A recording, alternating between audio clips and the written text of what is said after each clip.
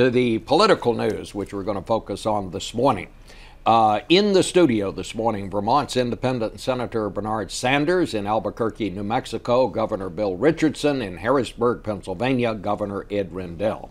Gentlemen, the president found himself last week trying to rally the people who were the core of his support in 2008, his liberal base. Yesterday, there was a good turnout of Democrats on the Mall in Washington. We have to say, not as big as that rally that Glenn Beck held, but a sizable turnout nonetheless. Senator Sanders, I want to start with you first. You are proudly one of the most liberal members of the Senate. You're an independent and a democratic socialist, actually, is what you call yourself. So I want to just start by asking you, why do people at your end of the political spectrum seem so, if not disenchanted, but rather unenthusiastic about the president that they supported so strongly in 2008? What's happened here? Well, what's happened is I think that people understand the president and the Democratic Congress have made very significant accomplishments, which can't be dismissed. Health care reform, 30 million more people getting health insurance. The stimulus package, which has changed national priorities, created and saved 2.5 to 3 million jobs. Financial reform, that's nothing to sneeze at. But I think the concern is that despite all of that, the middle class in America continues to collapse. Poverty is increasing, and the gap between the very, very rich and everybody else is growing wider. And you can do all kinds of good things, but if you have 16% of our population unemployed, underemployed, or have given up looking for work, you know what? We have a very serious situation. And I think there's a concern that the president hasn't seen that urgency, stood up for working families in the way we would like him to do, and taken on the big money interests and said to the American people exactly what FDR said in the 1930s. Listen, I am on your side. Their greed, their recklessness on Wall Street has caused these problems. I'm going to take them on. I'm coming to you. We're going to work together on a progressive agenda to expand the middle class. Is part of that, I mean, some on the left and some very strident voices on the left are saying the president was just looking for compromise too much with moderate Republicans rather than taking a stand and pushing through some of this stuff. I think in his heart, the president is a very, very decent guy, and he wants to do what most Americans want him to do, to reach out, bring people together. But what has happened is the Republicans have said no, no, no. They have waged more filibusters than any time in the history of this country.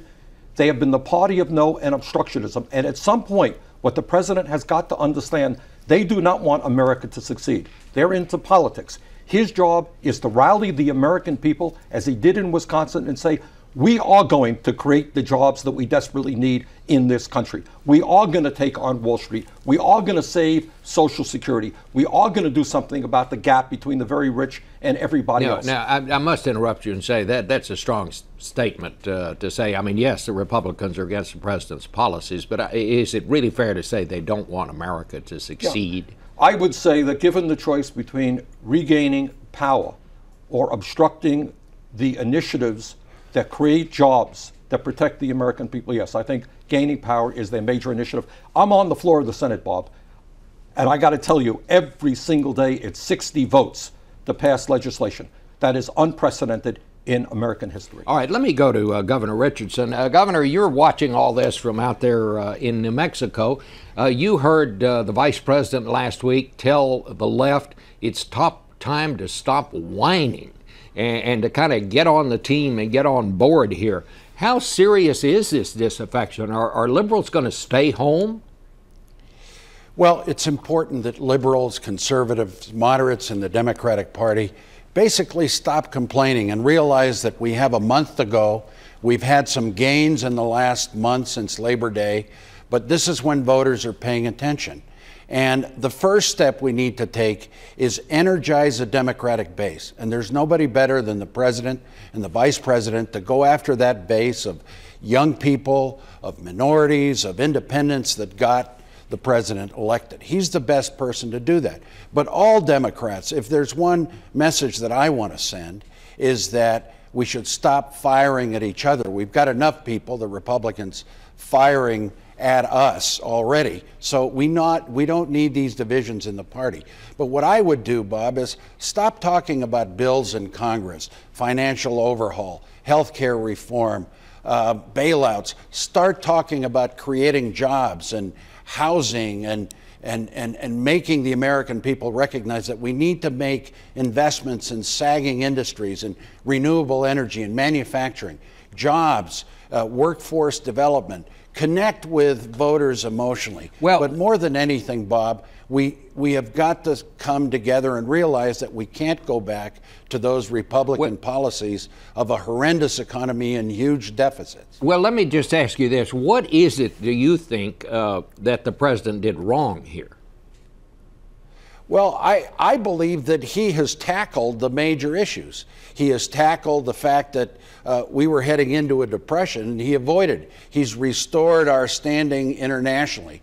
I know that's not a big campaign theme, but he's done that. Wall Street, the stock market is coming back. There's still 20 million unemployed and underemployed. There's still foreclosures. There's no question that we've got problems. But I saw the president in Albuquerque. He was here in some of these backyard chats, and the vice president. They're doing everything they can to energize the base. But I think we've got to stop talking about the Beltway and all the races in Washington. Yes, it's important, the Senate and the House, but you know, they should listen more to governors, the Democratic Party. We're the ones creating jobs, renewable energy, movies in my state. Ed Rendell in Pennsylvania has created a lot of jobs. Look at success stories in the states, in the grassroots, with mayors, with county commissioners. Okay. It's not just the Washington, D.C. party. All right. Well, Governor Rendell, you're up there in what is always a key state, Pennsylvania. A lot of those suburbs around Philadelphia that the president carried last time out. Looks like he's going to have, the candidates, Democrats are going to have some real troubles there. What is it that has caused this drift away from the president, in your view, that we saw so many independents were for the president in 2008, and also so many young people who so far, despite that big rally that we saw out there in Wisconsin, haven't shown much interest in this election? And it's going to be hard for all Democrats if those groups don't turn out this time around. Well, there's no question, Bob. And I think part of it's perception. I think the president's done a much better job than people perceive, and including the base. I mean, Time magazine had a wonderful piece 2 weeks ago about how far-reaching and changing our economy the stimulus was. I know you read it, and it's incredible what they're doing in renewable energy and all sorts of things that are important to us in the future that are in that bill, but nobody knows it. Well, why not? I guess the question I'm asking is, why have they been unable to get that message out, and why have, you know, folks like the Tea Party on the other side of the spectrum, where there's also great frustration, they have seemed to get the message out, at least the other side of it. So why have Democrats been unable to do that? Well, two reasons, Bob. Number one, ours is a complex message. The Tea Party message is pretty easy and simple and direct. Secondly, we just don't have it in our makeup or in our DNA to mislead the public. We don't go out there and talk about death panels. You know, the question you asked to Bernie about, is the Republican Party the party of no? You thought that was a little extreme. Well, look at the small business bill. Republicans have talked all summer about helping small business, and yet there was a bill with $30 billion of lending authority, with elimination of capital gains on small businesses, and they held it up until Senator Voinovich cast the deciding vote. They held it up all summer long. It could have been helping small businesses 3-4 months earlier had they acted responsibly. President Clinton, on this broadcast several weeks ago, said, look, we wouldn't even be holding this conversation if unemployment was 5%. Is this basically just the economy is really bad and the president happens to be the guy in office right now, and when you're in office and the economy is bad, you're going to pay at the polls? Is that what basically is going on here? Well, Bob, there's some of that. I have no doubt about it. There's some of that, and every governor, every senator who's an incumbent is feeling that. But our job in the next 4 weeks is to tell our base, our liberal friends, this is a choice, and the other choice is starkly bad for America and for the things you believe in. And remember, there's an old political adage. All we've got to do is get into the polls, because a tepid vote counts the same as a wildly enthusiastic vote. Governor, let me just ask Senator Sanders here. Are are liberals going to turn out? Because I hear a lot of people say, well, I just may not get around to voting this time I around. think you're going to see more progressives coming out than you otherwise would have. But I think in the next month, what we have got to do is not only make it clear that the Bush agenda and the policies the Republican want will be a disaster for America, we have got to bring forth a positive agenda. For example, we brought forth a bill on outsourcing. Under the Bush administration, we lost 5 million good-paying manufacturing jobs.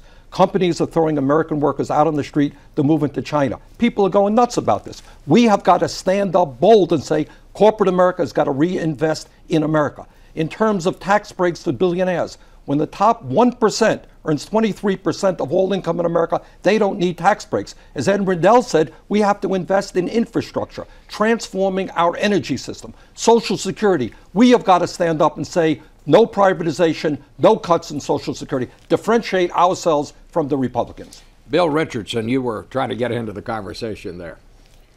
Well, I also think we should take on the Tea Party. For some reason, everyone is scared of them. What they really want to do to this country is when they talk about reducing deficits is they're cutting into Medicare, Medicaid, firefighters, teachers, nurses, people's benefits, Social Security. I think it's important that we not be defensive, that we be strong, but we have to unify and stop the internal carping. It's important that we recognize that we not only have to attract our liberal, progressive base, but also the Democratic Party is moderates, it's conservatives, it's Western Democrats, it's Southern Democrats. It's important that we not be so concentric, so Washington-based. And here I do think the president's efforts at going into backyards, at rallying the base, and the vice president very strongly, are being very effective, but the rest of the party seems to be doing their own thing. I think it's important that we talk and make those populist themes about creating jobs, about foreclosures, not talk about all these Washington bills and initiatives that are happening. The people want to be connected emotionally. Would Democrats have been better off had the vice president not told the left to stop whining? It seems to have it hadn't seemed to go down very well on the left. Well, no, I think that's exactly what needed to happen. Sure, maybe it wasn't popular within the left, but it's important that we come together, that we not stay home, that we talk about the importance of not going back to the years of Republicans that brought us this recession, that brought us this unemployment. But it's not enough to say, okay, American people, give us credit because we Democrats prevented it from getting any worse. You got to be positive. You got to talk about jobs, and you got to talk about the economy, and you got to connect with people emotionally. All right, Governor Rendell, do you think that as it stands now, Republicans are probably going to take the House? I'm not sure. I think we're definitely going to keep the Senate, and I think we have a chance to win the House because I believe the Democrats, including the base, starting to come back. They're starting to realize that this is an alternative. It's not a referendum on how the president's done or how the Congress is done. It's an alternative. And Republican leaders have said if they control the House, the first thing they're going to do is issue subpoenas and have one investigation after another. If you're listening out there, Democrat, Republican, or Independent, that's the worst thing this country could undertake right now, given all of the challenges we face. That's destructive. All right. Well, for the last couple of weeks, we've been focusing on the Tea Party and some of the Republicans on this broadcast. Today, we let the Democrats have their side.